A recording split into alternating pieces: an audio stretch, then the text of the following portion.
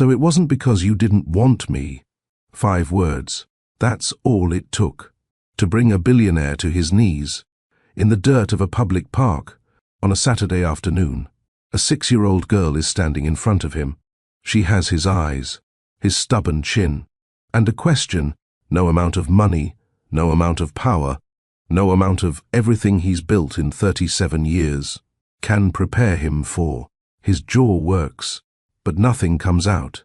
His hands that have signed deals worth more than small countries, are trembling at his sides, fingers pressing into the grass, as if the earth might hold him steady. On a bench 20 feet away, a woman watches, her hands gripping the edge of the seat so hard, her knuckles have gone white. She's not breathing. She's watching her daughter ask the question she herself never had the courage to say out loud. Was I not enough for you to stay? The little girl is waiting for an answer. The billionaire is trying to find one. That won't shatter them both. And the woman on the bench, the one who spent 6 years running from this exact moment, is realizing that the walls she built to protect her daughter might be the very thing that kept her daughter from the truth. But that question, those 5 words, didn't come from nowhere. They were lit by a fuse that started burning 12 hours earlier, at 6:47 in the morning, when Sloane Mercer picked up her phone and watched the careful, invisible life she'd built for 6 years come apart in the time it takes to scroll a headline. 6:47 a.m. Sloane was already awake, hadn't slept, just lay in the dark with her eyes open, staring at the ceiling, running the same footage behind her eyes, until the images burned permanent tracks in her mind. The airport, the cameras, Dash stepping in front of her body at the terminal gate, like a reflex he couldn't override. Back to the cameras, arms wide, shielding her and Willa from every lens in the building.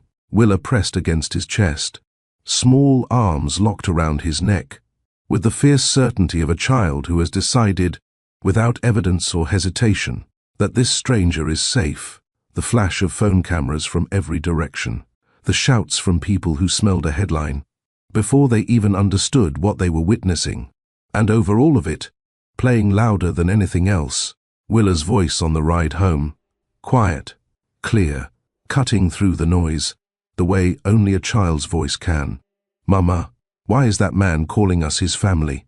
Sloane had given her a non-answer, something soft and deflecting, the kind of thing parents say when the truth is too large to fit through a child's doorway.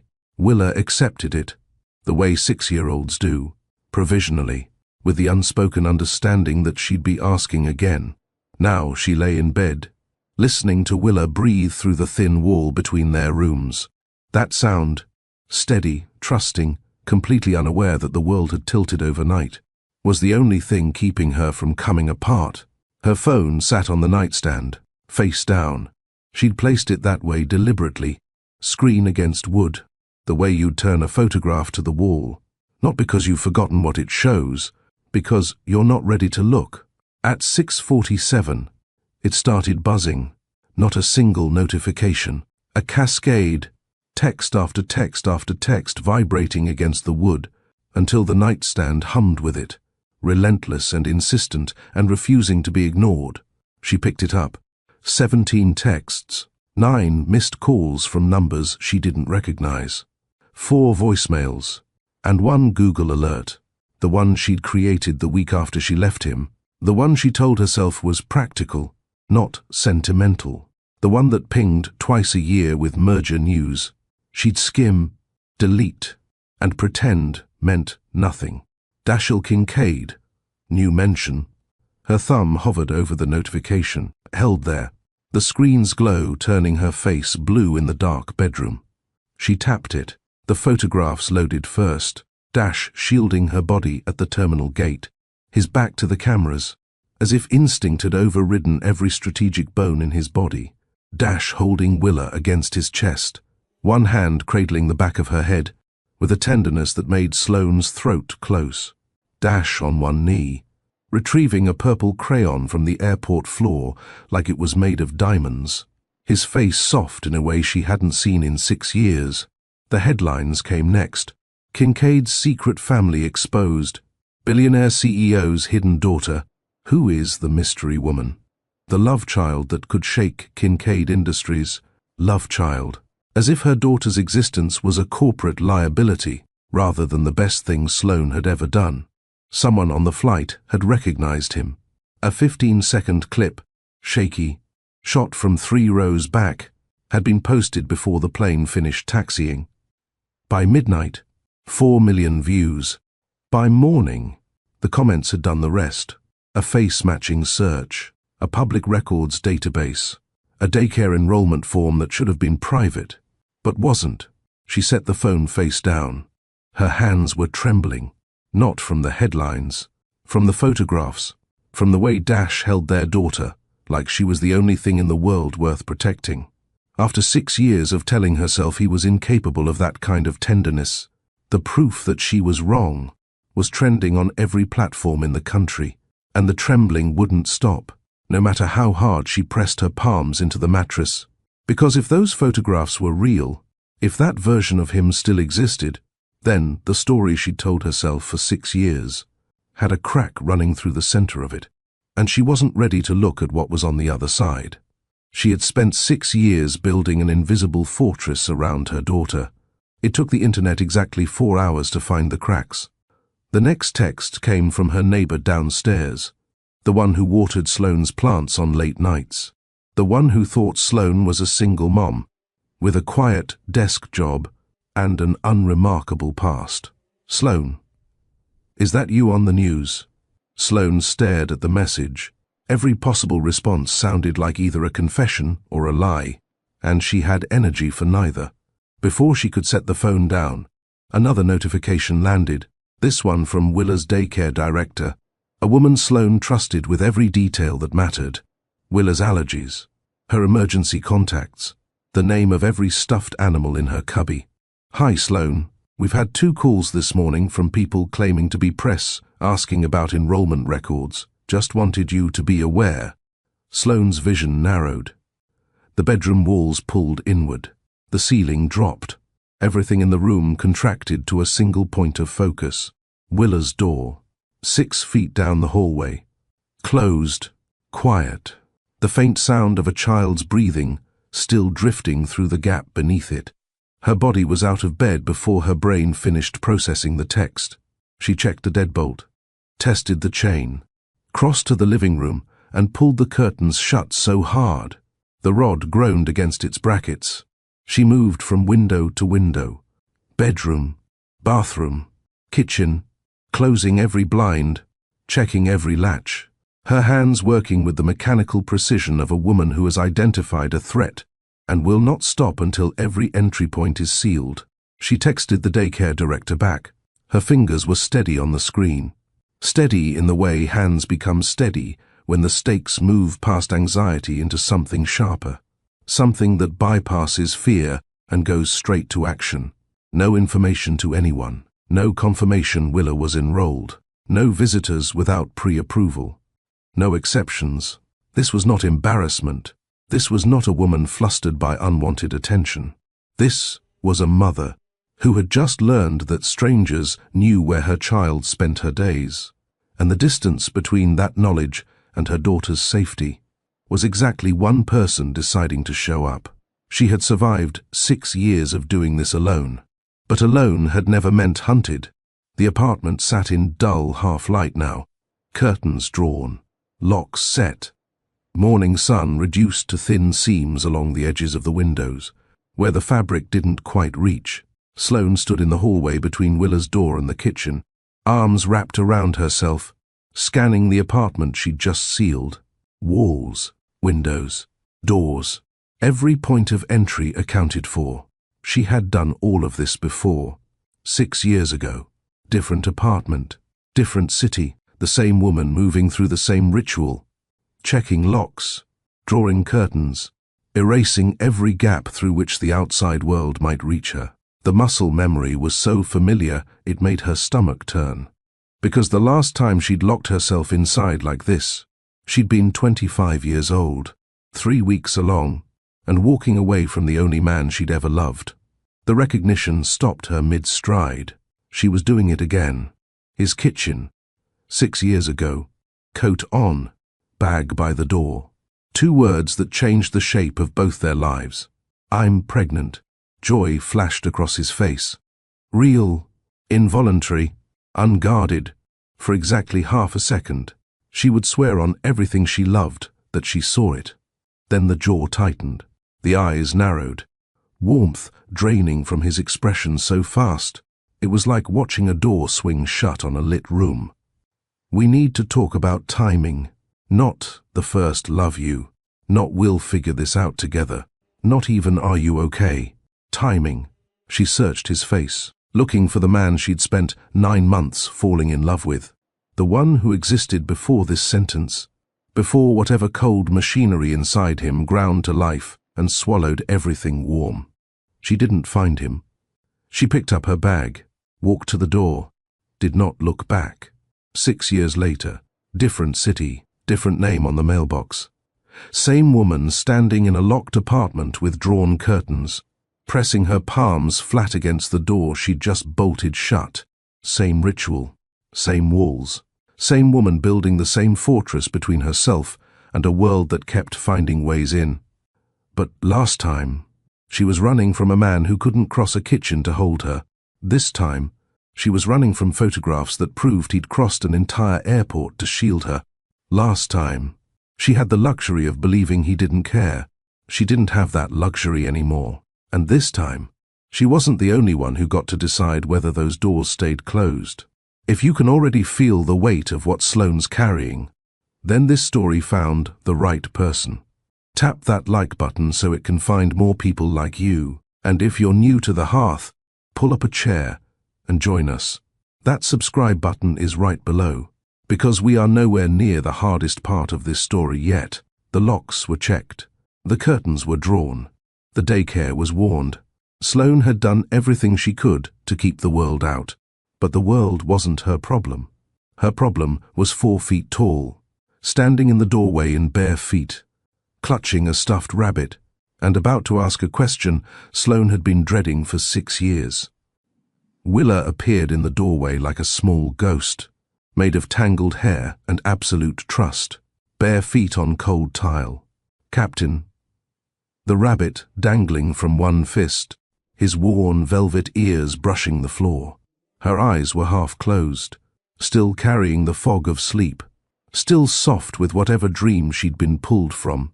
She rubbed one eye with the back of her hand. Mama, why is our picture on the internet? Sloane's hand closed around the edge of the counter. Her knuckles went white, a mirror of the way she'd been gripping the phone 30 seconds ago. Except now, there was nothing in her palm but the cold lip of laminate, and the sudden full-body understanding that she was out of time.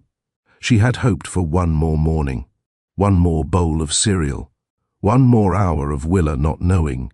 Come here, baby. Willa padded across the kitchen and climbed into the chair opposite Sloane. She set Captain on the table, propped upright, facing forward, as if the rabbit also deserved to hear whatever was about to be said. Is the plain man famous? Sloane closed her eyes, opened them. Yes, he's famous. Is that why people took pictures? Yes. Willa considered this with the gravity of someone weighing a matter of genuine importance. Her brow furrowed, a tiny crease between her eyebrows that was so much like dashes. It made Sloane press her fingernails into her own thigh under the table. He was nice. He held my hand when I was scared. The turbulence. 30 minutes of the plane shaking, Willa's fingers white around the armrest, and Dash, a stranger in seat 4A, reaching across the aisle without hesitation, not asking permission, not performing for an audience, just a hand offered to a frightened child, steady and warm. The tailored fabric of his sleeve brushing against Willa's small clenched fist, the contrast so stark it looked like 2 different worlds touching. Sloane remembered watching it happen, remembered her own hands freezing on the armrest, not from the turbulence, from the shock of watching him do the thing she'd spent 6 years telling herself he was incapable of.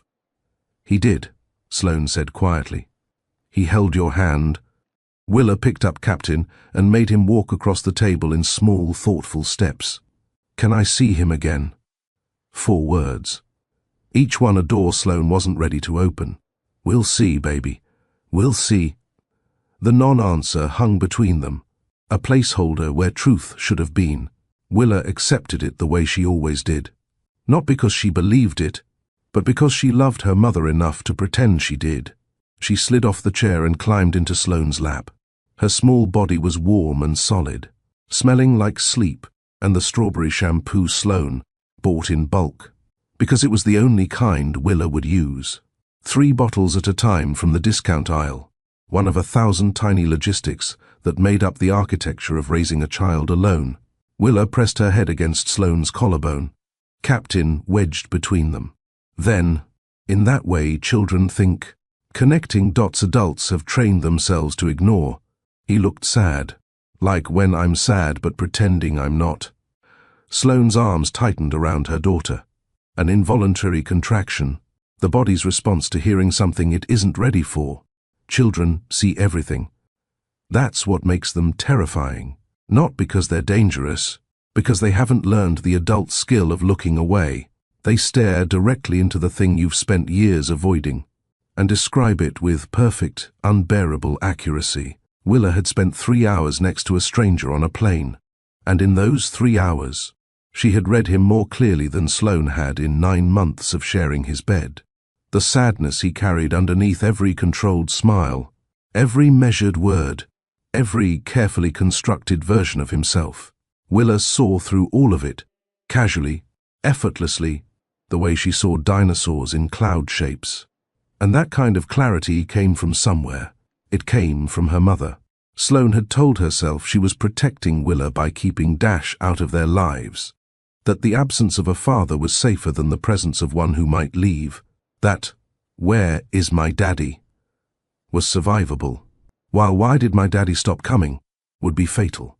But sitting here, holding a child who could read a stranger's hidden grief through a 3-hour flight, she felt something shift in her chest, not a thought, something below thought, the ground-level tremor of a certainty she'd carried for 6 years, beginning to move. Who was she really protecting? The honesty in Willa's eyes, that fearless, unfiltered directness, pulled Sloane somewhere she hadn't been in a long time, into a version of herself she'd almost forgotten existed. Kincaid Tower, 7 years ago, 43 floors of glass and steel. Sloane was 24, junior reporter at a mid-tier publication that nobody in that building had ever heard of. Her editor had handed her a press pass that morning with 3 words, "Don't embarrass us." The press conference was routine. Kincaid Industries' quarterly earnings. Every reporter in the front rows lobbed softballs.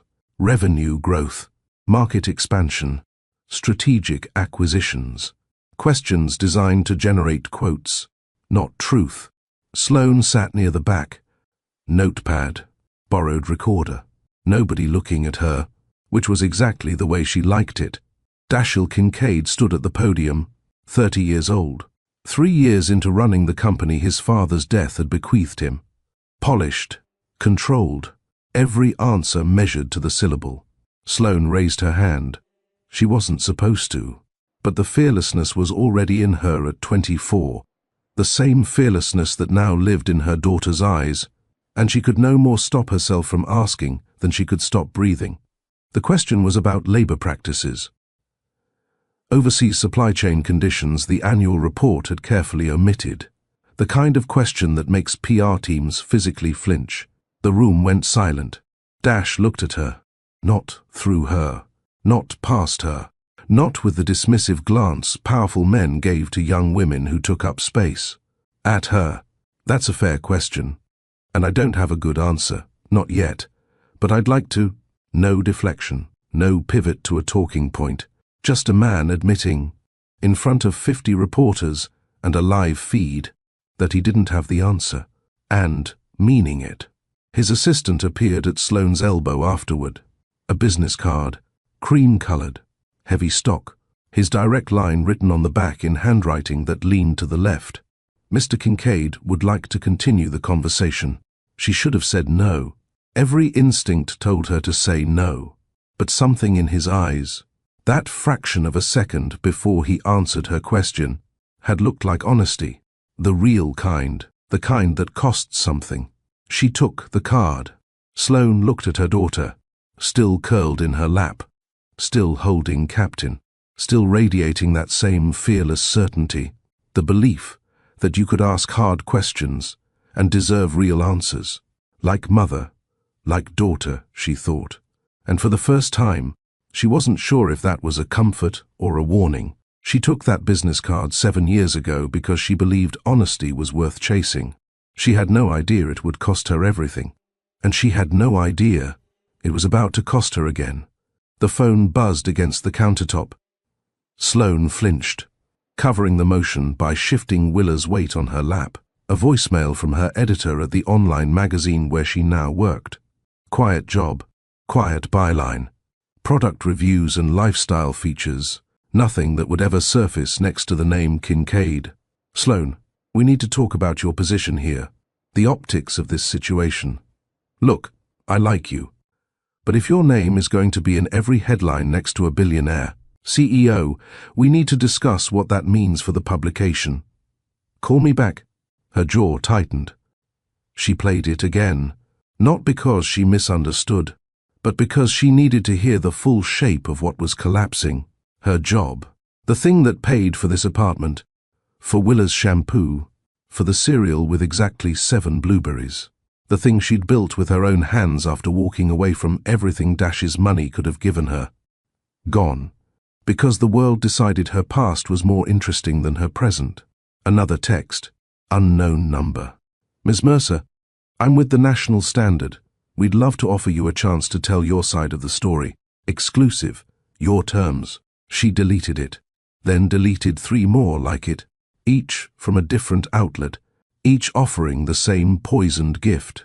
Your side. Your terms. As if they'd still be calling once the news cycle moved on and Sloane Mercer went back to being nobody. The press wasn't just circling Dash. They were hunting her. Her name, her history, her daughter. Willa shifted in her lap, yawned, pressed her face deeper into Sloane's shoulder. Mama, can we have pancakes? Sloane closed her eyes, held her daughter. Let the phone buzz against the counter unanswered. Yeah, baby, we can have pancakes. If you were Sloane, 24 years old, standing in a room full of power, and the most powerful man in it looked at you like you were the only honest person he'd ever met, would you have taken that card?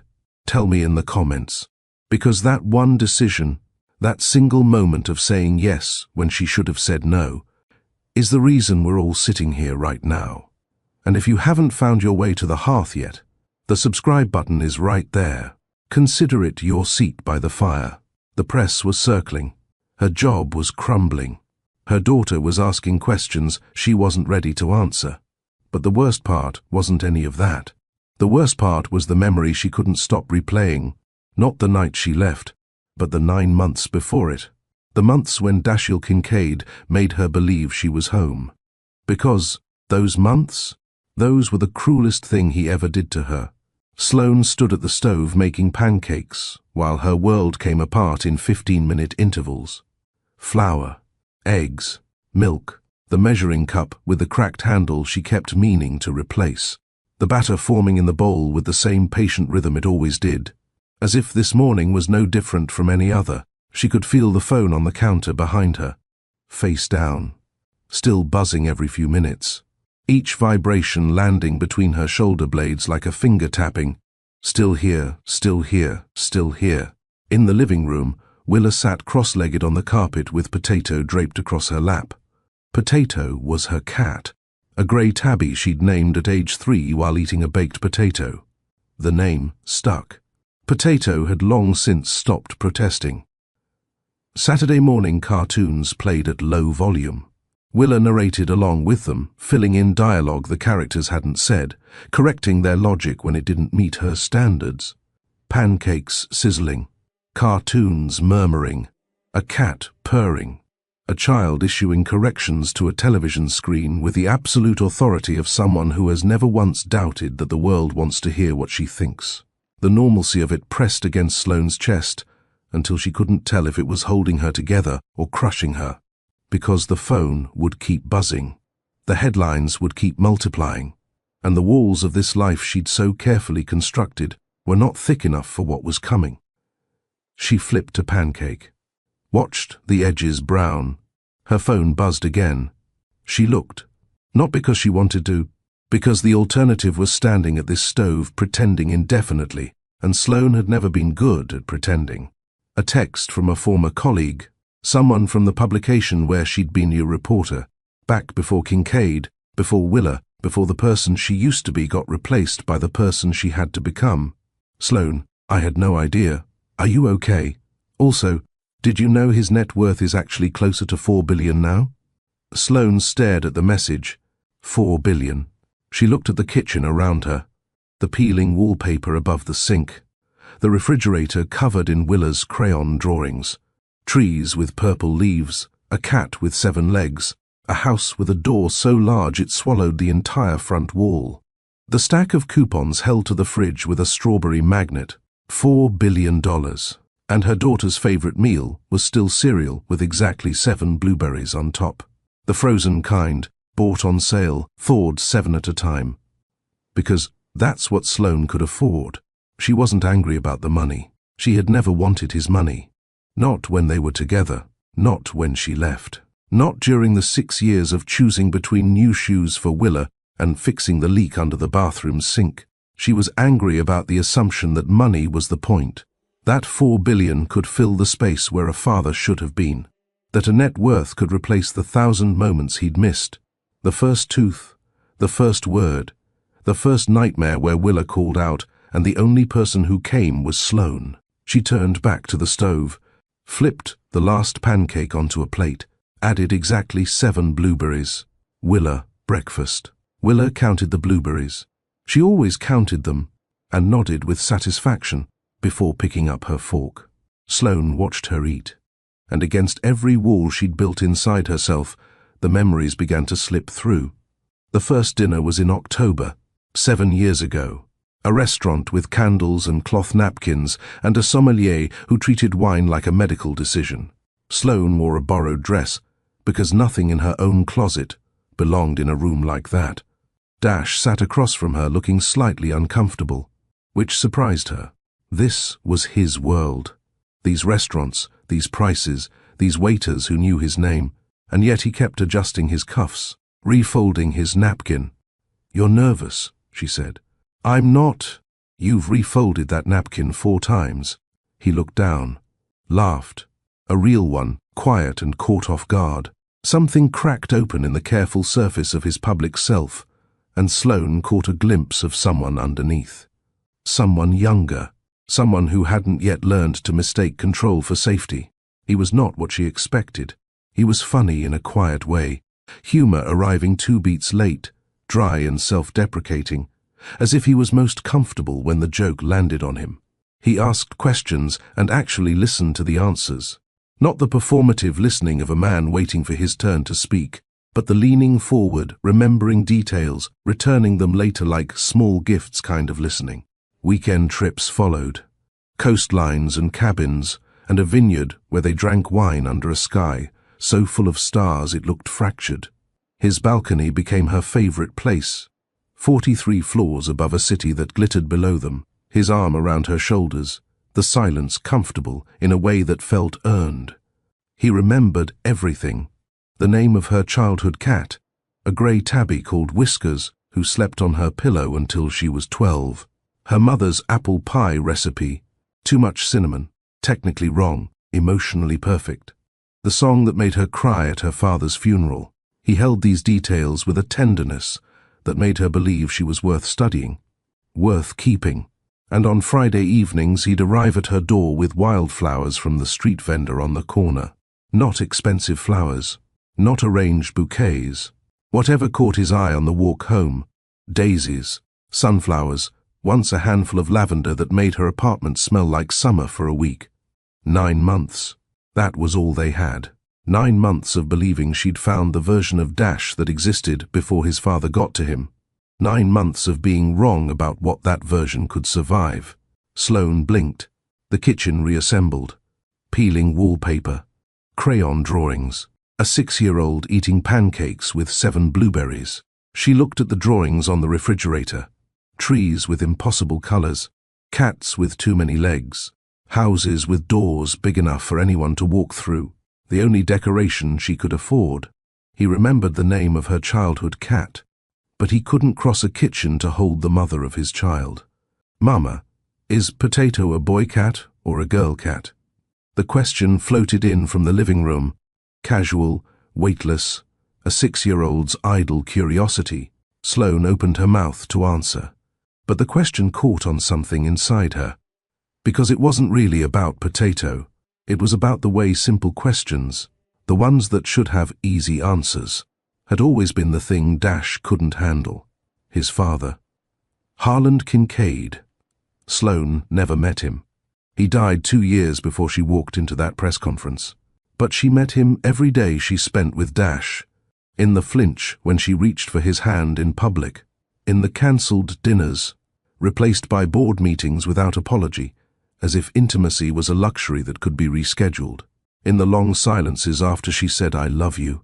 Silences where she could see the words forming in his mouth, could watch him reaching for them the way you reach for something on a high shelf, straining, fingertips brushing, never quite grasping. Harland built Kincaid Industries from nothing, built it with the same cold precision he applied to his son. Affection was a flaw to be trained out. Vulnerability was a weakness to be corrected. Love was acceptable as a concept, referenced in speeches, never practiced in the rooms where it mattered. Dash inherited the company at 26 through a phone call at 3 a.m. His father, heart attack at his desk, still gripping a profit report. The paramedics had to pry it from his fingers. Sloane saw both men inside Dash during those 9 months. The one who brought her wildflowers on Fridays and hummed off-key while they danced barefoot in his kitchen. And the one who flinched at her touch, whose jaw tightened at the word future, who could whisper, "You're the best thing that's happened to me on a Tuesday," and vanish into 70-hour work weeks by Wednesday without a word. She told herself the wildflower version would win, that she could teach him to love out loud. She was wrong. Mama? Boy or girl? Sloane blinked. Willa was in the kitchen doorway now. Potato cradled in her arms with the resigned patience of a cat who had accepted his role as a prop in a child's ongoing investigation of the world. Boy, baby. Potato's a boy. Willa nodded, filed it away, carried Potato back to the living room. Small hands and simple questions, always dragging Sloane out of the past and back into the kitchen where the pancakes were getting cold and the cat needed identifying and the world was still turning. Sloane rinsed the dishes, dried her hands, picked up the phone. She dialed the daycare. The director answered on the second ring. "Sloane, I was about to call you." The director's voice carried an edge Sloane recognized immediately. The careful pacing of a person delivering bad news slowly because they think it will hurt less. What happened? Willa is safe. Nothing happened inside the building. But this morning, early, before the children arrived, one of our staff noticed a man with a camera across the street. He wasn't on the property, wasn't breaking any laws. He was just standing there, watching the entrance. Sloane sat down. Not a decision. Her legs simply stopped holding her. How long? About 40 minutes. He left before we could approach. But Sloane, he had a telephoto lens, the kind designed to photograph people who don't know they're being watched.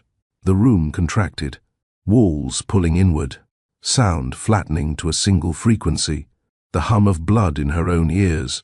Someone had stood outside her daughter's daycare with a lens designed to see through windows. Someone had watched the entrance that Willa walked through every morning holding Sloane's hand, counting the 14 steps from sidewalk to door because she liked knowing exactly how many there were.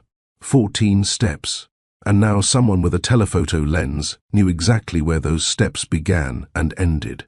Sloane thanked the director, hung up, set the phone on the counter with a steadiness that contradicted every signal her body was sending. She had a decision to make. She could keep running, pull Willa out, change routines, disappear again. New city, new name on the mailbox, new invisible life built on the scaffolding of fear. Or she could call the one person with the resources to actually protect them, the man she'd spent 6 years avoiding. The man who'd caused this, whose declaration at the airport had painted the target she was now trying to outrun.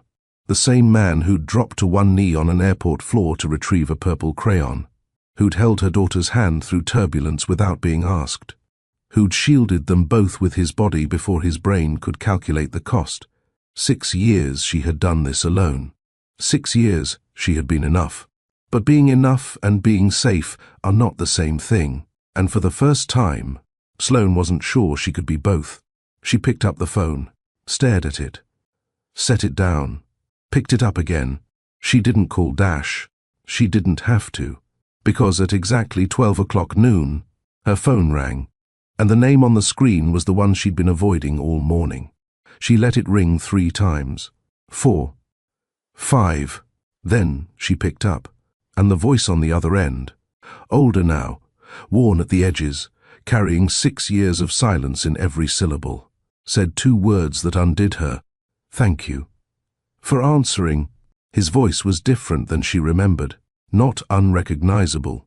She would have known it anywhere, the way you know the sound of a door that belongs to a house you once lived in. But the texture had changed, worn down, softer at the edges, like something that had been carrying weight for a long time without relief. Sloane, thank you for answering. I almost didn't. I know. Silence.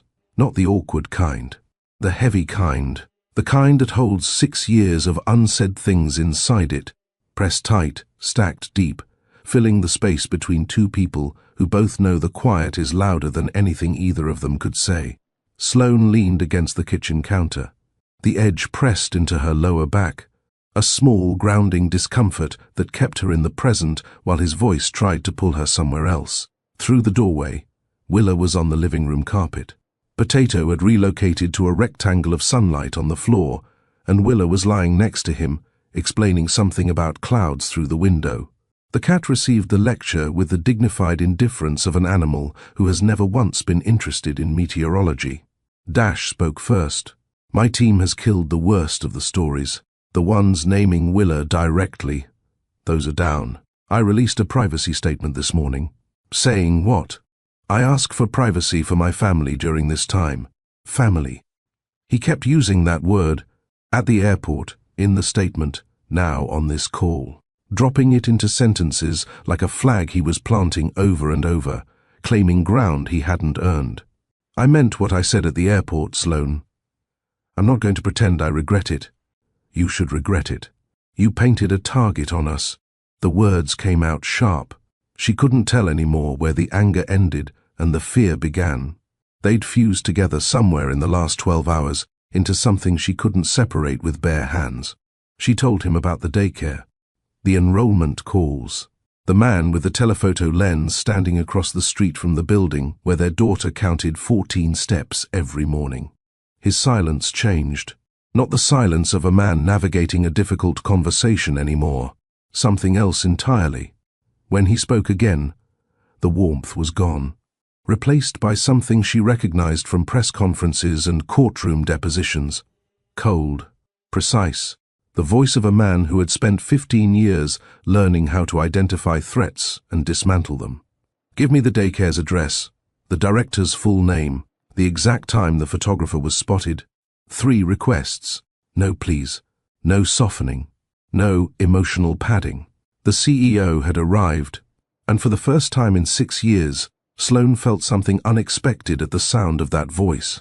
Relief. Not because she wanted to be rescued, because a man with a telephoto lens had been watching her daughter's school, and the person on the other end of this phone had the resources and the ruthlessness to make that stop. I'll have security at her daycare within the hour. No. The word left her mouth before the thought formed. Reflex.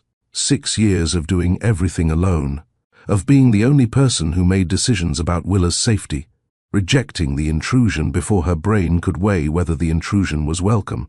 You don't get to swoop in and... Sloane. Someone was watching our daughter's school. Our daughter, not your daughter. Not the child. Not the careful, distancing language of a man keeping his options open. Our. The word cut through every objection she was stacking between them and landed in the center of her chest where it had no business being. She hated how right it sounded. For 6 years, Willa had been my daughter. My responsibility, my reason. The singular possessive Sloane had carried like a badge and a wound simultaneously. Proof she could do this alone, and proof of what doing it alone had cost. Now Dash had split that possessive down the middle. Claimed half. Not aggressively, not with the force of a man asserting a legal right, with the quiet certainty of a man stating a fact he would no longer allow to be denied. Sloane pressed her free hand flat against the countertop, steadying herself against a tremor that wasn't anger. You don't get to show up after 6 years and start making decisions. I'm not making decisions. I'm responding to a threat. The threat exists because of you. I know. 2 words. No defense. No deflection. No pivot to a more flattering explanation. It disarmed her more than 1,000 arguments could have, because a man who says I know when he could say but is not the same man who said timing in a kitchen 6 years ago. Sloane exhaled. The fight was still in her, pressing against her ribs, hot and familiar. But something underneath had shifted. Security, discreet. Nobody in uniform. Nobody who looks like they're guarding a billionaire's kid. Someone who watches and reports. That's it. Done. And Dash, if Willa sees them, if she feels even slightly afraid because of something your money set in motion, this ends. All of it. Understood. The silence returned. Different now. Less canyon, more bridge. Fragile. Weight-bearing only if they both stepped carefully. Sloane closed her eyes. Willa's voice drifted from the living room, still lecturing Potato about cloud formations. It grounded her the way it always did. A rope thrown to a woman treading water, and Dash's breathing on the other end. Steady, patient, waiting. Pulled at something she'd packed into a box and shoved to a shelf she never reached for. 3 weeks. That's how long he tried after she left. 21 days of phone calls that started with her name and ended with silence when she didn't pick up. Texts arriving at odd hours, 2 a.m., 5 a.m., noon. As if he couldn't predict when the need to reach her would override whatever pride usually held him in check. The first messages were raw. Sloane, please. I need to talk to you. I didn't mean it. Not the way it came out. You know that's not what I meant. Tell me where you are. Wherever you are. I'll come. She read every one, lying in the guest bedroom of a friend's apartment 200 miles away. Phone glowing in the dark, each message a fire she watched but refused to warm herself by. By the second week, the desperation had flattened. The texts became shorter, the CEO reassembling around the man. I understand if you need space. I'll be here when you're ready. I'm sorry. By the 3rd week, one final message and nothing after. I'm sending something to your apartment. You don't have to open it, but I need you to have it.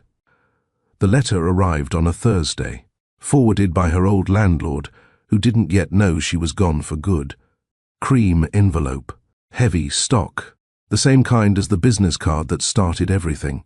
His handwriting on the front, leaning to the left the way it always did. Just her name. She held it for a long time. Sat on the edge of the guest bed feeling the weight of it. Not heavy the way objects are heavy, but heavy the way decisions are heavy. The gravity of whatever was inside, pressing against the sealed flap. She walked to the kitchen, dropped it in the trash, covered it with coffee grounds and an empty cereal box, and the cellophane wrapper from a loaf of bread. Burying it the way you bury something you're afraid might still be breathing. She told herself she didn't read it because she didn't care. But standing in her kitchen 6 years later, phone pressed to her ear, his voice filling the room. She knew the truth. She didn't read it because she was terrified it would say exactly what she needed to hear. And if she heard those words, she would have gone back. And going back would have meant trusting him. And trust, once broken, requires a kind of courage she didn't have at 25. She wasn't sure she had it at 31, but she was running out of reasons to pretend it didn't matter. What do you want, Dash? His composure cracked. Just slightly, a fissure in the surface he'd been maintaining since the first syllable of this call. Enough for something real to flash through before the repair crews arrived. To know her. A pause, not strategic. The pause of a man choosing his next words the way you choose footing on ice. To know my daughter. Not to replace you, not to take over, not to show up with lawyers or custody papers. Just to be there. If you'll let me. Through the doorway, Willa had moved on from cloud education. She was on the floor with Potato now, demonstrating the proper way to nap in a sunbeam. Arms at her sides, eyes closed, breathing slow and deliberate. First you lie down, then you find the warm part, then you just stay. Potato was already asleep. He'd mastered the curriculum long ago. A 6-year-old teaching a cat how to nap, and on the phone, her father begging for permission to exist in her life. Sloane pressed her forehead against the kitchen wall. The plaster was cool against her skin. You need to understand something. Her voice dropped, not in volume but in register, below anger, below strategy, into the bedrock. She is not a project. She is not a problem to be managed. She's a 6-year-old girl who has never had a father, who has never been picked up by anyone but me, who has never seen a man's shoes by the front door or heard a deep voice say goodnight from the hallway. I know. I'm not finished. The steel in her own voice surprised her. If you walk into her life and let her build something on top of your presence, and then disappear when it gets hard or inconvenient, or when your board has opinions about your personal life, she swallowed. I will never forgive you, and neither will she. Silence. Total. Only the faint push of traffic on his end. A window open somewhere, the city indifferent to the weight of the conversation happening inside it. She went further, said the thing she'd been holding behind her teeth since the airport. Your father made promises too, Dash. Every birthday he missed, every time your mother set a place at the dinner table and cleared it away untouched. You told me about those birthdays. 3 a.m. on your balcony, 3rd glass of scotch, the only time you ever talked about him honestly. You told me what it felt like to watch him choose the company over you, every single time. She heard the impact in his breathing, a sharp intake, involuntary, wounded. Don't become that story for her. The silence stretched, long enough for Sloane to wonder if she'd pushed past honesty into cruelty. When he spoke again, his voice had changed. The crack was wider now, a fault line. I'm not my father. You said that 6 years ago. I know, and I was wrong. I spent 10 years becoming him, his chair, his decisions, his flinch at anything that felt like weakness. I've spent the last 6 trying to remember who I was before. A breath.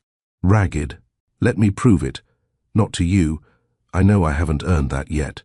To her. Let me prove it to Willa. The kitchen was quiet. Willa's voice from the living room, still narrating nap instructions to an unconscious cat. Dash's breathing on the phone, rough and waiting. Saturday, the word left her mouth before she fully decided to say it. 2 o'clock. There's a park 3 blocks from my apartment. She likes the swings. Dash exhaled. A sound that carried so much compressed weight it was almost a collapse. I'll be there. If you bring a lawyer or a nanny or anything more expensive than ice cream, I'll walk away. And you won't get another chance. Ice cream. No lawyers. Saturday at 2. And Dash. Yeah? She likes strawberry. She hung up without saying goodbye. No farewell. No backward glance. Just a door closing with the particular finality of a woman who needs the conversation to end before her voice betrays what her words won't. She set the phone on the counter, pressed both palms flat, stood very still. In the living room, Willa had given up teaching Potato and was drawing something on the back of a grocery receipt, tongue poking out the side of her mouth the way it always did when she concentrated. Saturday was 4 days away. You know what I love about this story? It's not about a billionaire. It's about showing up. And I think we all know someone who needs to hear that right now. If someone came to mind, send them this story. Share the link. You never know when a story finds someone at exactly the right moment. And if you haven't joined us at the hearth yet, that subscribe button is your open invitation. She hung up without saying goodbye. Saturday was 4 days away. 4 days until a billionaire would walk into a public park, alone, in jeans, with shoes too clean to have ever touched grass, and try to become something no boardroom, no merger, no quarterly report could ever teach him. A father. But there was something Sloane didn't know. Something Dash hadn't told her on that phone call. Something about why the press found them so fast, and who made sure they did. Saturday came the way unavoidable things always do. Not suddenly, but with the slow, gathering certainty of a tide you've been watching from shore, knowing it would reach you, knowing there was nowhere to stand that the water wouldn't find. Sloane spent the 4 days in a state she couldn't name. Not dread, not anticipation, something that lived between the two. A room with no windows where both emotions circled each other, refusing to settle. She cleaned the apartment twice, reorganized Willa's closet, stood in front of her own closet for 11 minutes Saturday morning, trying to decide what to wear to a park visit that wasn't supposed to matter, before accepting that the fact she was thinking about it meant it already did.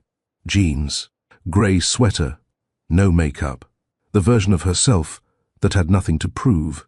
Willa wore her favorite yellow dress, small white flowers along the hem. She called it her adventure dress because she'd decided, through logic only a 6-year-old could follow, that yellow was the color of things that were about to happen. She wasn't wrong. They arrived at 1:50, 10 minutes early. Sloane told herself this was routine. They always came to this park on Saturdays. The timing meant nothing. But she chose the bench with the best sight line to the entrance. And she watched the gate the way you watch a door when you're not sure whether what's about to walk through it will save you or finish you.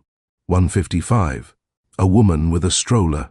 2 teenagers sharing earbuds. 1:58. A jogger. A couple holding hands. 2. Nothing. 2:01. Nothing. Sloane's fingers curled around the edge of the bench. The old reflex, the one that had been waiting 6 years for this exact confirmation, began whispering. He's not coming. He was never going to come. People like Dash make promises in the heat of the moment and break them in the cool of the morning. 2:02. He walked through the gate, alone. No assistant, no security detail, no entourage of people paid to make his life frictionless. Just a man in jeans and a navy sweater, standing at the entrance to a public park, with the slightly lost expression of someone who has arrived at a destination he has no map for.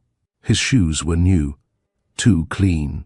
White sneakers clearly purchased for this specific occasion by a man who owned hundreds of pairs and not a single one meant for grass. He scanned the park, found Sloane, held her gaze for 1 second, long enough to say, "I'm here, and I'm terrified," without opening his mouth. Then, high and bright, cutting through the Saturday afternoon like a bell, the plane man.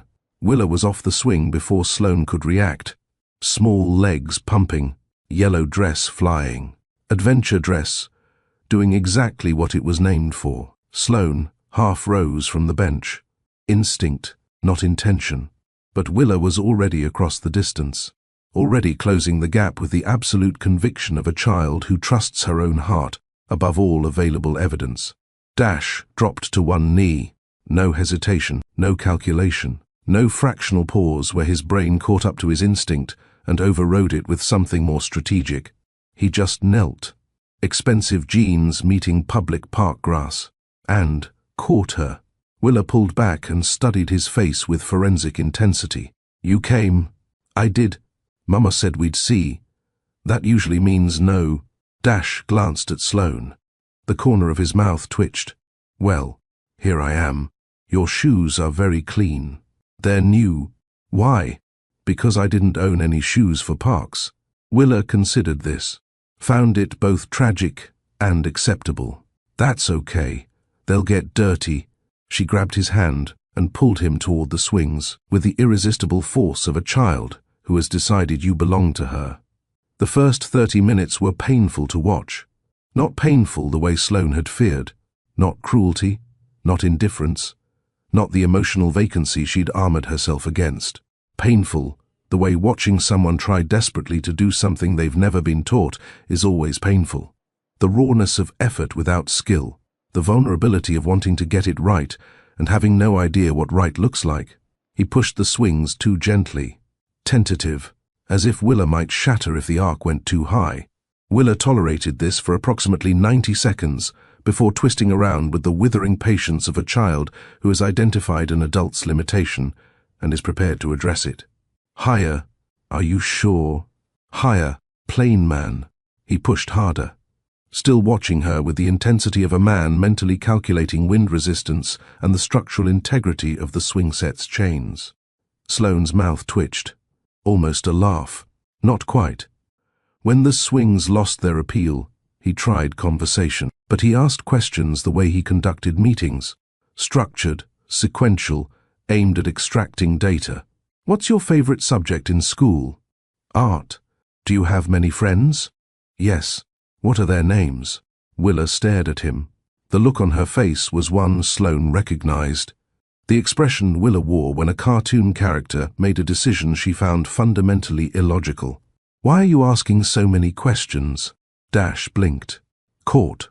Disarmed by a 6-year-old who had inherited her mother's ability to detect the exact moment someone stops being real and starts performing. I don't know how to do this. The confession came out quietly, not directed at Sloane, at Willa, direct, unfiltered, the most honest thing he'd said all day. Willa tilted her head, processed. That's okay. I'll show you. She taught him cloud shapes first. They lay on their backs in the grass, the billionaire and the 6-year-old in the adventure dress, staring at a sky that didn't care about net worth or headlines or any of the things the ground-level world was obsessing over. That one's a dinosaur, Willa said, pointing. Dash squinted. I see a cloud. You're not looking right. You have to look with your imagination, not your eyes. He tried again, tilted his head. A dinosaur with a very large head. That's his hat. Dinosaurs wear hats. Of course they do. She showed him the trees next, the ones along the park's eastern edge she'd named months ago. Humphrey, who leaned to the left as if eavesdropping on the next park over. Bernadette, who had a knot that looked like a face if you tilted your head right. The tall one, whose name was simply the tall one because Willa respected his preference for privacy. Dash nodded at each introduction with the seriousness of a man being presented to foreign dignitaries. It's nice to meet you, Humphrey. He says, hi back, Willa confirmed. But he's shy. The clover came last.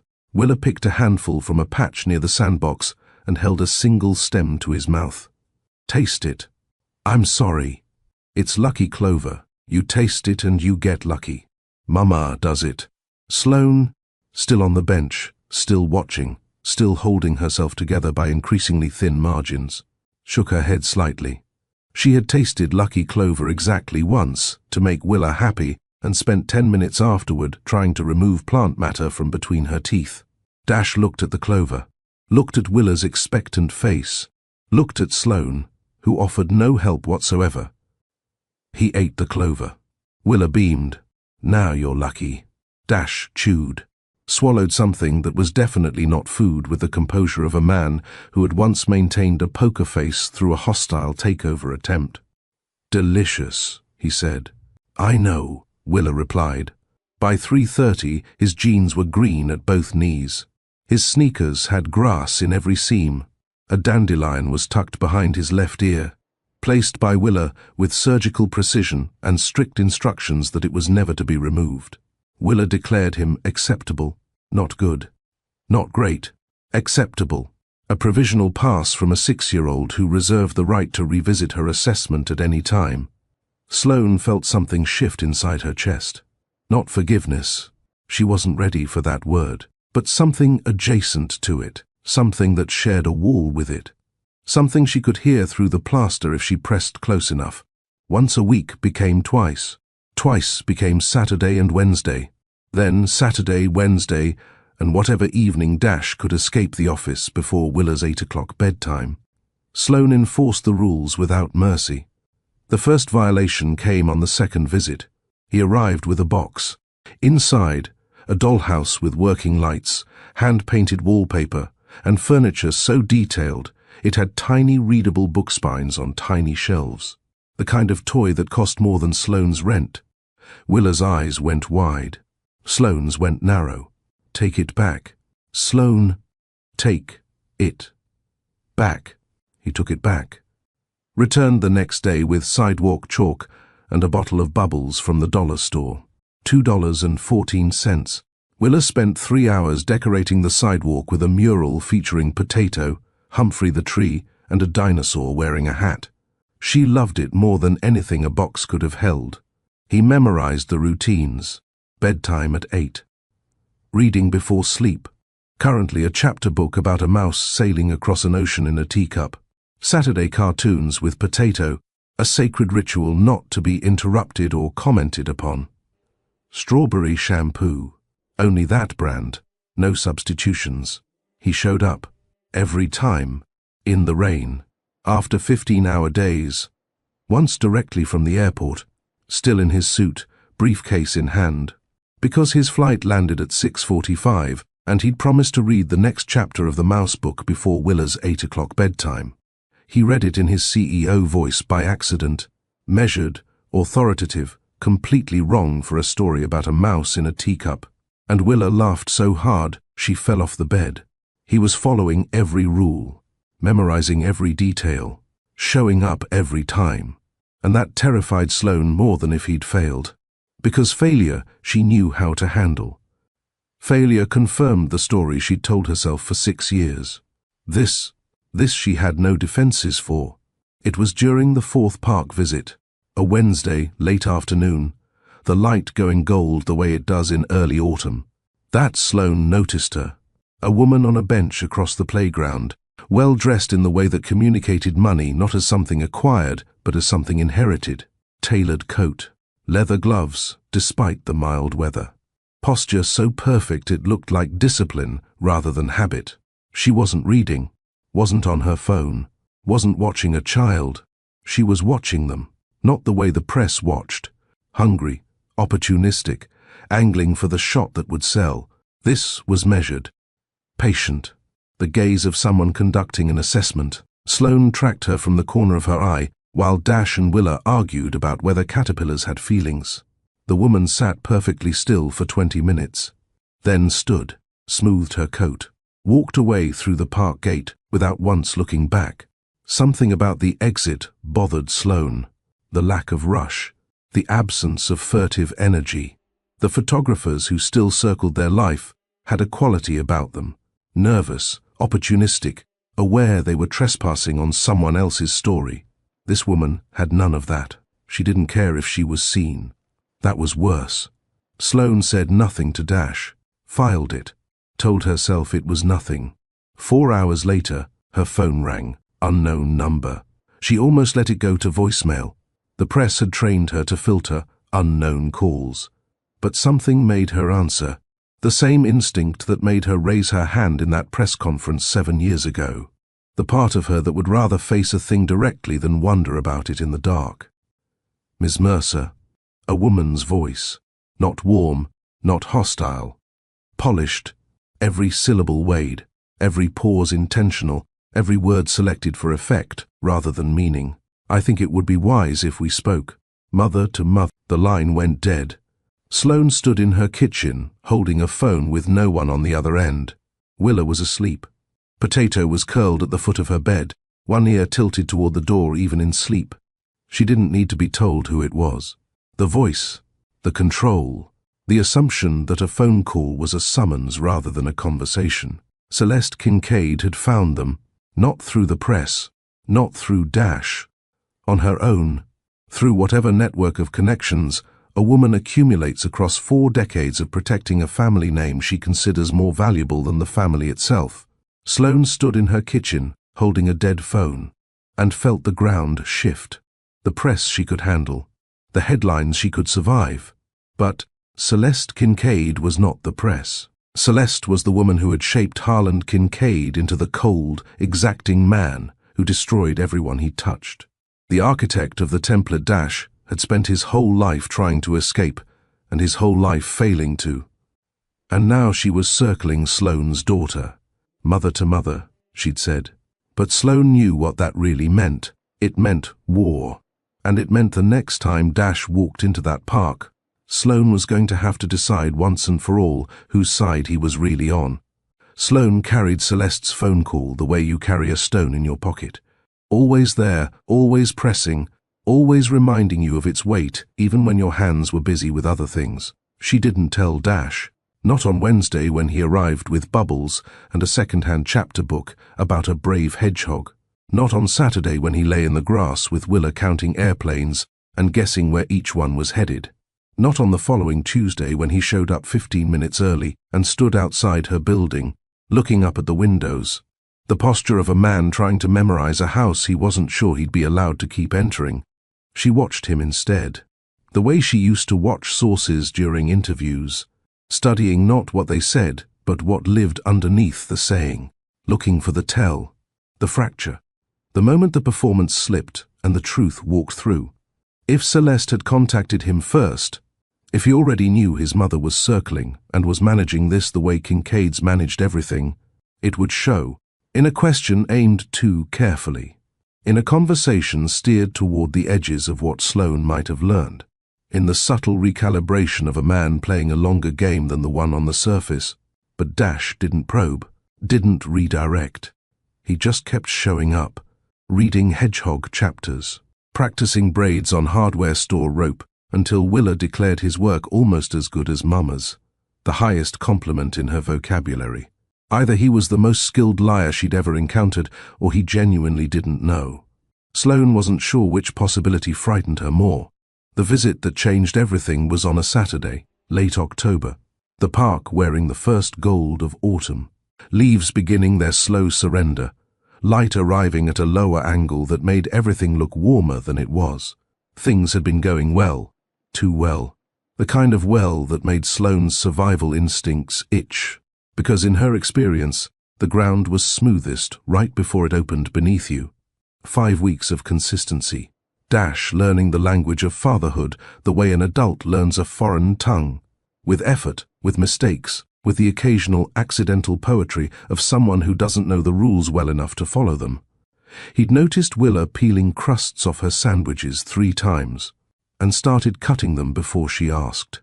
He'd learned she wanted her apple juice at exactly room temperature, a specificity that baffled him but that he honored without question, leaving the box on the counter for precisely 12 minutes before handing it over. He discovered she talked to trees, named clouds, and believed with total conviction that Potato understood every word she said but chose not to respond because cats are private. He was learning her, not by studying a map, by walking through the landscape, slowly, letting the terrain teach him where to step. And Sloane, despite every wall, every instinct telling her to keep distance, was running out of reasons to keep him on the other side. But Celeste's voice lived in her ear. Mother to mother. A shadow falling across every good moment, like weather that wouldn't clear. They were making daisy chains. Dash's hands, hands that signed contracts and had once been photographed on the cover of a business magazine as a metaphor for corporate power, were fumbling with stems, splitting them too high, losing petals, creating something that looked less like jewelry and more like evidence of a small botanical crime. Willa supervised with the firm compassion of a teacher who believes in her student but acknowledges the distance still to travel. You have to be gentle. Like this. She demonstrated, small fingers threading a stem through a split with the ease of someone who regarded daisy chains as a foundational life skill. Dash tried again, split cleanly, threaded through, held it up. Willa examined it, nodded once. Better. They worked in silence. The good kind, 2 people doing a simple thing together, content to let the doing be enough. Sloane watched from the bench, close enough to hear, far enough to let the moment belong to them. Willa paused, set down her daisy chain, looked up at Dash with the unfiltered directness Sloane had learned to both admire and dread, because it meant a question was coming, and Willa's questions never arrived with padding. My friend Rosie has a daddy. He picks her up from school. Dash went still, not frozen, still. The way air goes still before weather changes. Does he? Every day. He carries her backpack and she rides on his shoulders.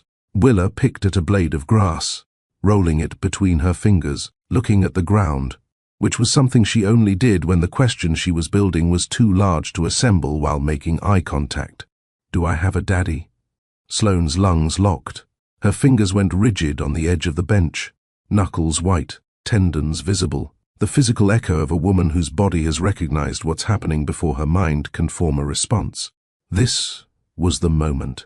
The one she'd rehearsed answers for in the shower, in the car, at 3 in the morning.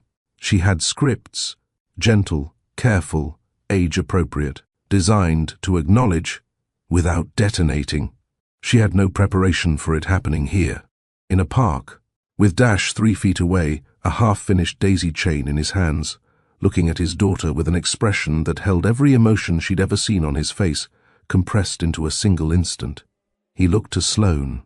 Across the 20 feet between grass and bench, distance that felt like 20 miles, his eyes found hers, not asking for direction, asking for permission.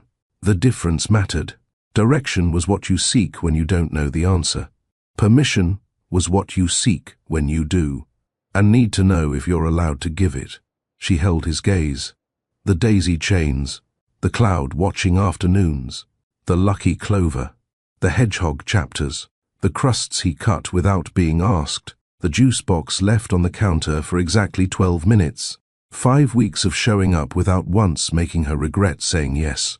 She nodded, one small movement, barely visible, and with it, handed him the most fragile, precious, terrifying thing she owned. Dash set down the daisy chain, lowered himself until he was fully at Willa's level, not kneeling above her but sitting in the grass across from her, knees almost touching, making himself small, meeting her where she was. Willa, I want to tell you something, and I want you to know that every word is true. Willa looked up, grass-stained fingers, brown eyes, his eyes, steady and waiting. I didn't know about you. Your mama and I had a fight, a big one, before you were born, and your mama left because I made a mistake. A really bad one. He paused. Not for effect. She could see that. He paused because the next words were heavier than the ones before, and he needed a moment to lift them. I didn't know you existed until I met you on that plane. I didn't know I had a daughter, and I'm so sorry. Because if I had known, his voice caught. The crack she'd heard on the phone, wider now, visible, running through the center of everything he was trying to hold together. If I had known, I would have been there. Every day, Willa processed, the gears turning behind her eyes, visible in the furrowed brow, the tightened mouth, the intensity of her gaze that was so much like Sloane's, it made the air hurt. So it wasn't because you didn't want me. 5 words. The same 5 words from the beginning of this story. Full circle. Back to the park, back to the grass, back to the man on his knees. Dash's face crumbled. Something that started in his chest and broke outward. His jaw worked. His eyes filled. His hands, still holding a half-threaded daisy stem, began to shake. No, Willa, I wanted you. I just didn't know I had you. Willa considered this, turning the words over, carefully, thoroughly, with the serious attention of someone who does not accept answers without inspection. Then she nodded, the same single nod she'd given his daisy chain. Provisional, accepting, reserving the right to revisit. Okay, can we make another daisy chain? Children were miraculous that way. They could process earthquakes and ask about daisies in the same breath. Willa went back to her flowers. Dash stayed on his knees a moment longer than he needed to. And Sloane, on the bench, heels of her hands pressed hard against her eyes. Let the tears come, not the dramatic kind, the quiet kind. The kind that happens when something you've held for 6 years finally finds somewhere to land. The weeks that followed were a different kind of transformation, not dramatic, not cinematic. The slow, accumulating kind. Ordinary moments that don't announce themselves as important until you look back and realize they were everything. He learned to braid hair, not well at first. His fingers were trained for different work. Contracts, handshakes, objects that hold still and cooperate. Hair did neither. The first attempt looked less like a braid and more like a rope that had surrendered. "It's creative," Willa said, examining it in the mirror. "That bad?" "It's creative," she repeated, her kind way of saying yes. But he kept at it, practicing on hardware store rope between meetings. His assistant walking in once to find the CEO of Kincaid Industries rewinding a tutorial titled Easy French Braid for Beginners, with the focus of a man studying a critical acquisition.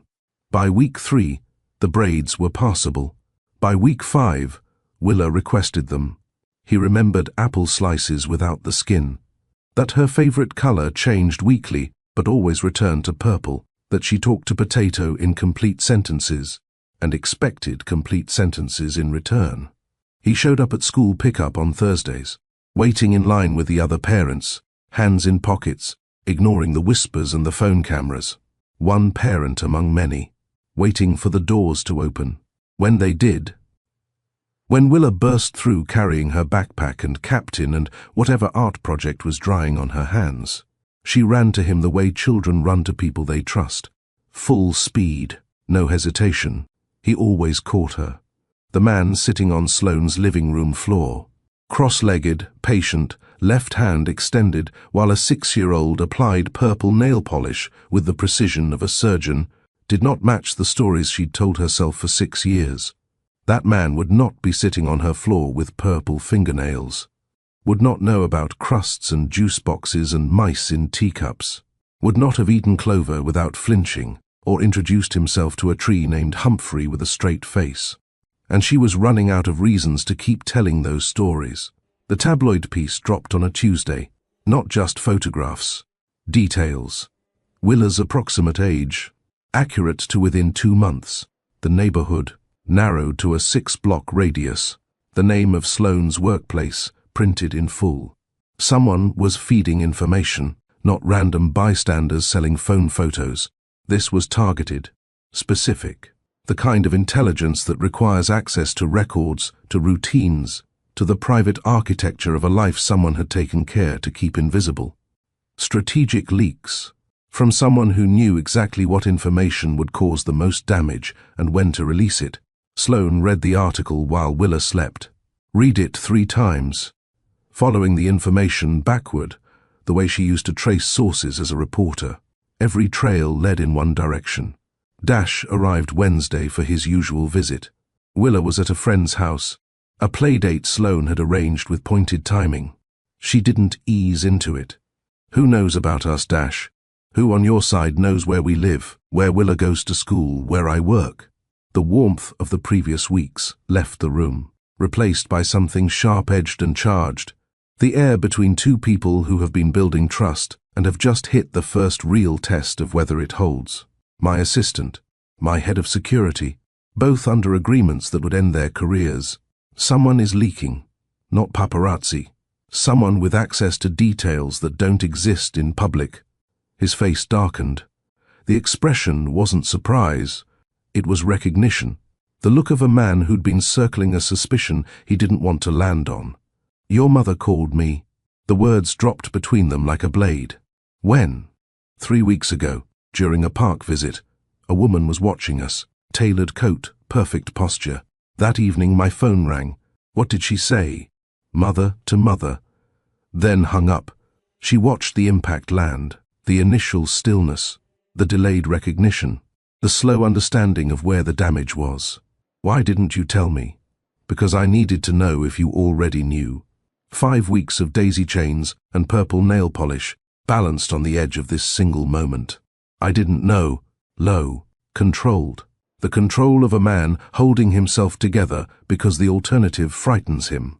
But I should have expected it. She protects the family name the way my father protected the company. At any cost. Your daughter is the family name, Dash. She saw it hit. In his jaw, his shoulders, his hands curling into fists at his sides, the faint purple still visible at his cuticles from Willa's manicure. I know. Then, what are you going to do about it?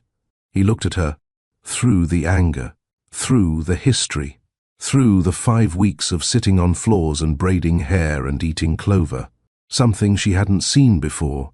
Not the man who froze in a kitchen. Not the CEO. Something forged in the space between who he was and who he was becoming. By choosing. For the first time in my life. By choosing. Choosing what? You, her, this. Over everything else. Over the company if I have to. Over my mother.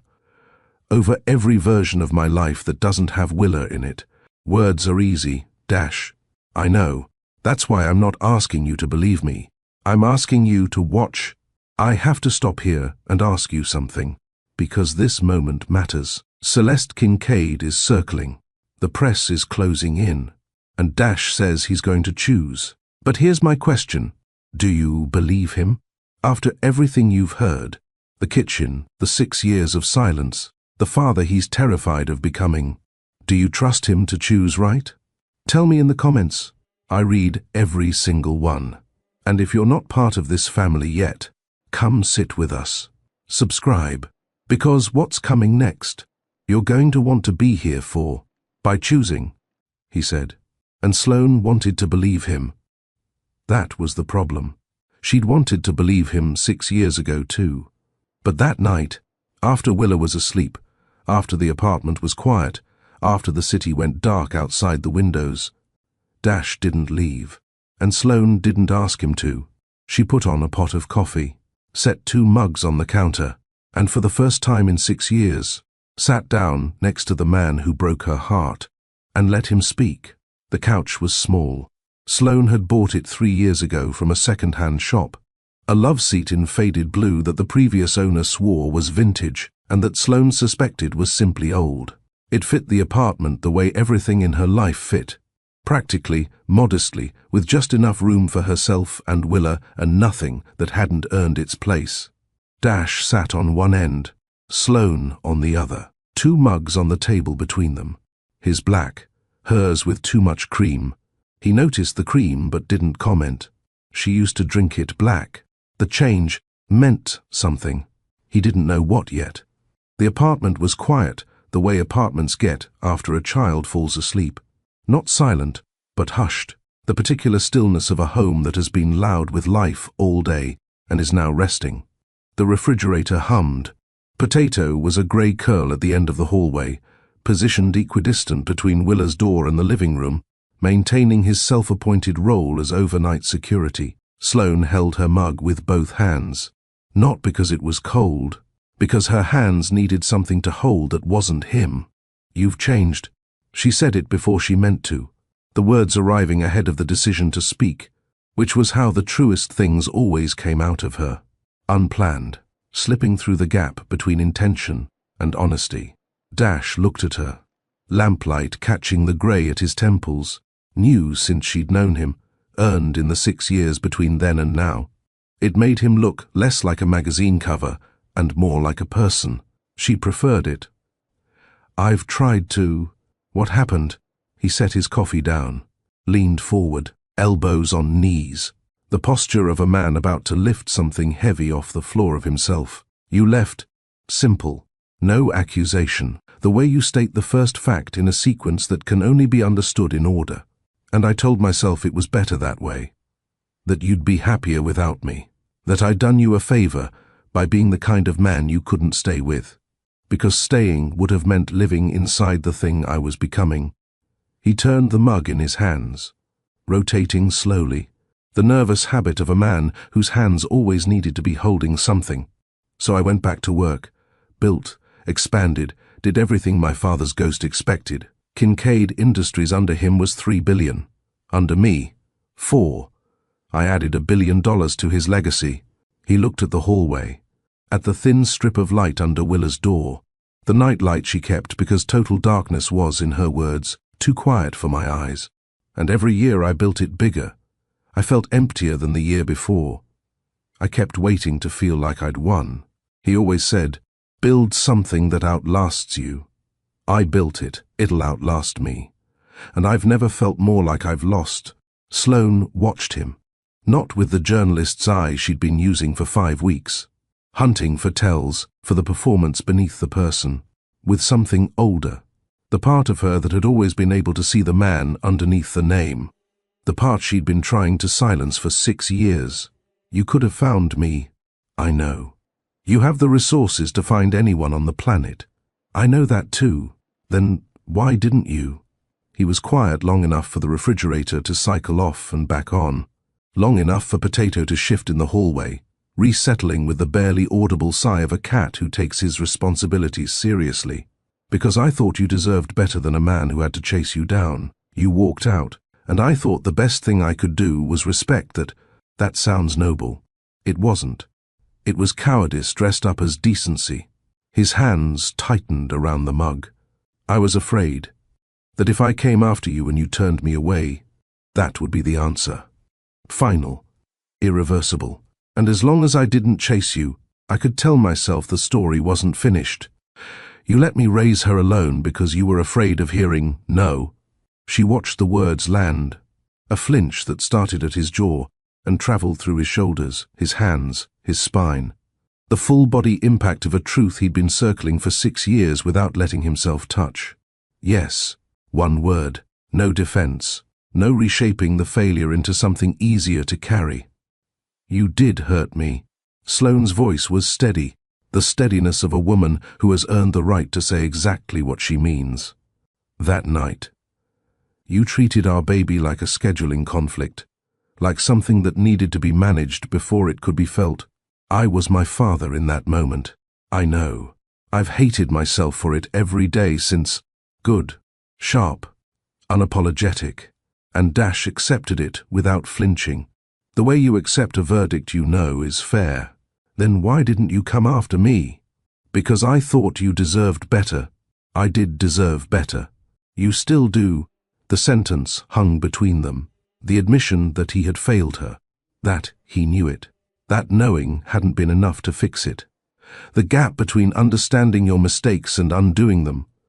The gap most people spend their lives standing in, looking up at the walls, wondering how to climb. But deserving better and wanting better are not the same thing. Sometimes the heart doesn't want better. It wants the person who broke it to be the one who puts it back together. Not because that's rational. Not because that's wise. Because the heart has its own logic, older than reason, deeper than strategy, immune to the cost-benefit analysis that governs everything else. Sloane knew this. Had always known it. Had spent 6 years pretending otherwise. I'm not asking you to trust me. His voice had changed. Lower. Stripped of the confidence that usually carried it. The CEO frequency gone, replaced by something raw and less certain. Not yet. I know I haven't earned it. Trust isn't something you ask for. It's something you build, day by day, promise by promise, every time you choose the hard thing over the easy one. He looked at her, the same way he'd looked at her 7 years ago from behind a podium, when a 24-year-old reporter asked the question nobody else would, and he saw her. Not through her. Not past her. At her. I'm asking you to let me earn it. Sloane's pulse was hammering. She could feel it in her wrists, her throat, behind her eyes. The old fear was right there, familiar, reliable, telling her to run, rebuild, pull Willa close and vanish. She was good at that. Self-preservation was her native language. But she was so tired, 6 years of being the only voice that said goodnight, the only hands that made breakfast, the only arms that held a child through fevers and nightmares, and the 1,000 small emergencies that make up a childhood. She had been strong. She had been enough. And she was exhausted from being both. Don't stop showing up. The words came out raw, carrying none of the steel that usually armored her sentences. This wasn't the reporter, or the mother, or the woman who walked out of a penthouse without looking back. This was just Sloane. Tired, honest, asking for the thing she'd been afraid to ask for since the night she left. I won't. I mean it, Dash. If you disappear, if you choose the company, or your image, or your mother, or anything over her, over us, I won't. Your mother is going to fight this. I know. The press isn't going to stop. No. And you're still going to show up? Every single day. For as long as you'll let me. He reached for her hand, stopped halfway, fingers hovering above hers on the faded blue cushion, suspended in the space between intention and action, the space where every meaningful thing in their history had either happened or failed to. He waited, not passive waiting, the kind where you don't know what you want. Active waiting, the kind where you know exactly what you want and you're giving the other person the power to decide whether you get it. Sloane looked at his hand, the faint purple still visible at his cuticles, Willa's manicure, stubborn as the child who applied it, a callus on his right index finger that hadn't been there before, some new habit from the life he'd lived without her, a small detail she had yet to learn. She didn't pull away. Their fingers touched, just barely, the slightest contact, the kind that could be accident if either of them needed it to be, and a choice if they were brave enough to call it one. Neither of them called it an accident. This is going to be complicated, I know. Celeste won't stop. No, and you're ready, for what it means to stand between your mother and us. I told you. I'm choosing. Sloane looked at him. Grey temples, purple fingernails. Grass stain on his knee he hadn't noticed or hadn't cared to clean. A man sitting on her second-hand couch in her small apartment in her invisible life. A man who once had everything and now wanted only the things that couldn't be bought. It's a start, she said. It's a start, he agreed. The silence between them was different now. Not the silence of things unsaid, the silence of things beginning. The held breath between the last note and what comes after. The space between planting and the first green push through soil. Outside, the city hummed. Traffic and distant sirens and the murmur of millions of lives happening simultaneously, most of them invisible to everyone except the people living them. Inside, two people who had lost each other sat in a small apartment, not together yet, but closer than they'd been in 6 years. Fingers barely touching, a cat asleep in the hallway, a child dreaming behind a door with a nightlight on. It was a start.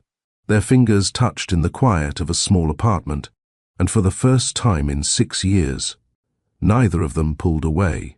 It was a start.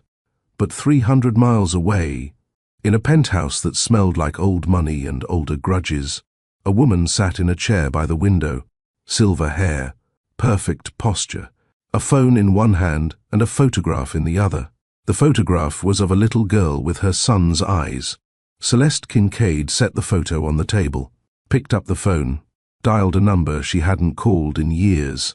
"It's me," she said. "I need you to find out everything there is to know about Sloane Mercer. Everything. And I need it by Monday." She hung up, looked at the photograph one more time. "Mother to mother," she whispered. But there was no warmth in it. Sloane thought the hardest part was over. She thought the walls she'd let fall could be rebuilt if she needed them. She was wrong. The hardest part hasn't even started yet. Until next time, stay close to the fire.